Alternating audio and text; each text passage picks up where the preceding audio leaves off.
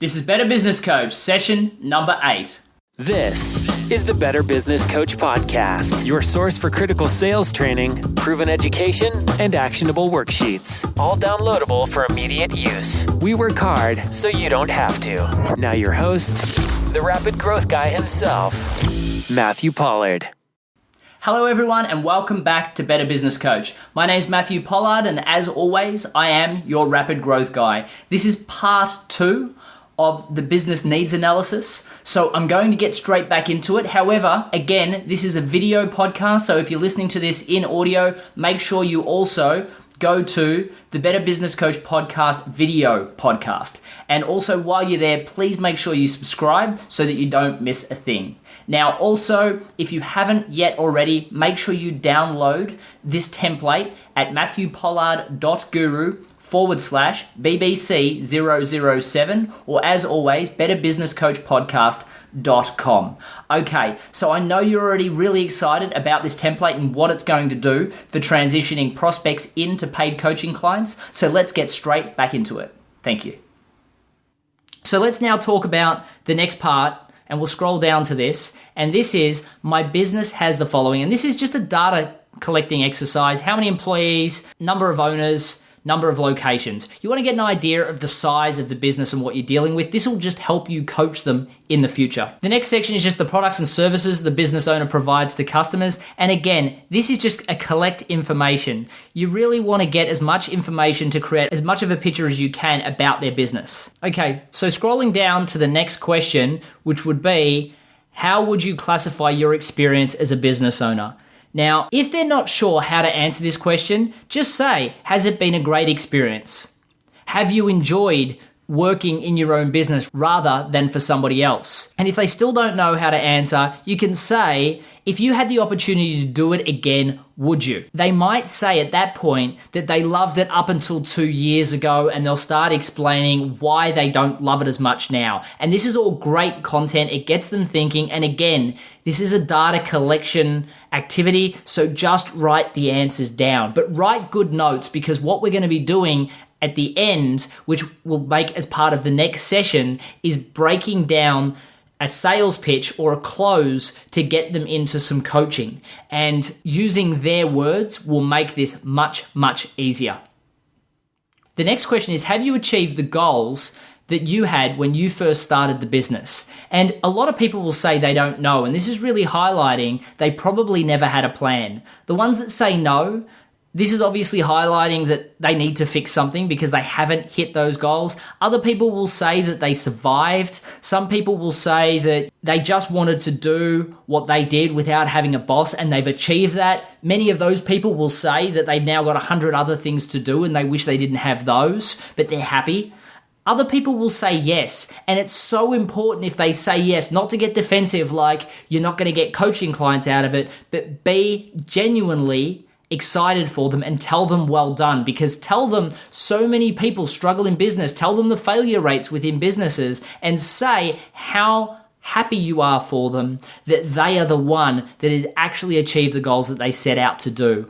The funny thing is, you may find that it's the first time they've actually heard it. See, so many friends and family are so anti people going out on their own because it makes them feel bad. So they will tell you about the risks about being in business for yourself, and they're all going to be telling them the negatives about going into business. You may be the first person that actually gets excited for them. In fact, you may be the only person that actually demonstrates belief in them. And for some people, this may be all that they want. And if they get that, that's all they're looking for. And they're happy to pay a coach just to have that person be their biggest supporter in their corner. Okay, so the next question is, what is your biggest challenge at the moment? Now, this is the similar question to what you're going to ask in the next session, but things change in business day to day, week to week, and this is your ticket to immediate coaching. What is their primary worry? What is their primary concern? You'll still need to do the intake session and the templates that I'm going to suggest to you in the next sessions. However, you'll need to tailor the session to include this. What you're really looking to do is not give them the solution, but highlight that they have a major problem and highlight that you can help them. Give them some ways that you can look at helping them with the problem and say that you can make that part of the first session. But then move on. You just want to get them excited about what you're going to do. Talk about the benefits of what it'll be like to fix that problem and that you're going to be able to fix that problem, but don't give them the actual steps in the process. Don't be prescriptionary, just collect data at this stage and get excited about the fact that you can really help them. Perhaps tell them about some of your experiences and tell them some stories about how you've helped other clients with similar problems. What I'd really like to see here is, rather than you telling them what you can do to help them, really tell them stories right through this process if you like. You'll get better and better at telling stories about customers like them that you have helped. This is where you're going to get customers excited. If you give them prescriptionary advice, they'll just go and do that, and then they don't need you. And the next question is, how would you describe your financial situation?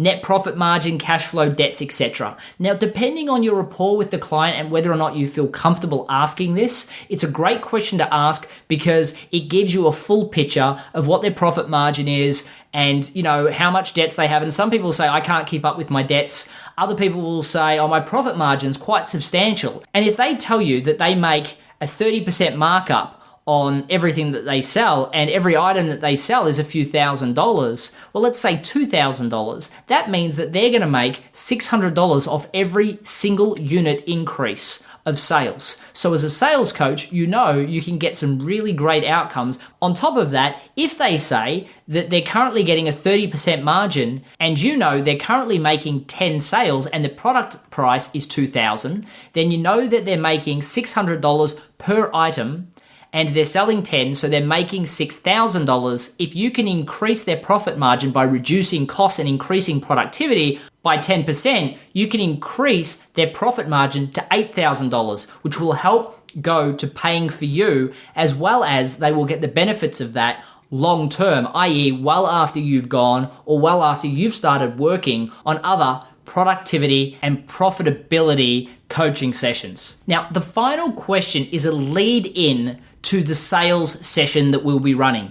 This will be in 2 podcast time. The next podcast, I really want to discuss listening because active listening is so important to this process and getting success. So I'd love it if you listen to that first. And then in the next session, I'll cover off on how to prescribe a way of helping them with their problem, or if you like, the sales pitch and the close. But by this stage, by the time you've asked all of these questions, you will find that you will have the client as putty in your hands, and you really don't have to say that much to be able to get them across the line. And I'm going to give you a very, very easy few line close that generally results in a sale every single time. And then I will teach you a higher level close that allows you to be a little bit more structured in your approach to ensure that you get that outcome. It requires a little bit more skill. However, I'm going to give you both, because if you get really, really good at this form and really, really good at being an active listener,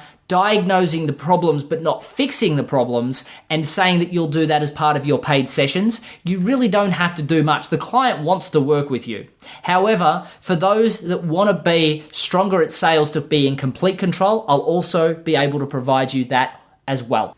Okay, everyone, that was the business needs analysis. I hope you can see just how transformational that's going to be in your business for turning prospects into paid coaching clients. In the sessions that follow this, I'm going to be covering off on a closing strategy, which will allow you to very simply, in a few lines, talk the client into actually paying for your services. However, before that, I'm going to be talking about active listening, because it's so important that you know how to listen to a client effectively so that in the closing, you can use their words back with them.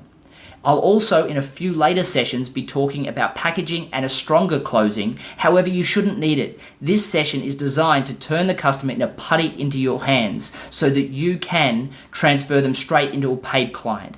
Now, if you haven't already, please make sure you subscribe to both the video and the audio podcast of Better Business Coach so you don't miss a thing. And also, if you haven't already, make sure that you post a review. I would really appreciate it, and the star rating that you think that this podcast is worthy. If you've already posted a review on the audio, I'd really appreciate posting a review on the video as well, just because the more reviews that we get on both, the higher this goes in iTunes and the more people get access to this wonderful podcast. So with that, I really appreciate your assistance with those reviews, and thank you very much for sharing your time with me again today. I hope you've got a lot out of it, and I'll see you in the next episode. Cheers. Thanks for listening to the Better Business Coach podcast. Head over to MatthewPollard.guru for links, recaps, and any downloadable templates mentioned in this and every show. Also, if you've not already rated our new podcast in iTunes, we'd love your support. Simply leave a review and the star rating you think worthy. Hey, and don't forget to subscribe so you don't miss a thing. Thank you in advance, and see you next time.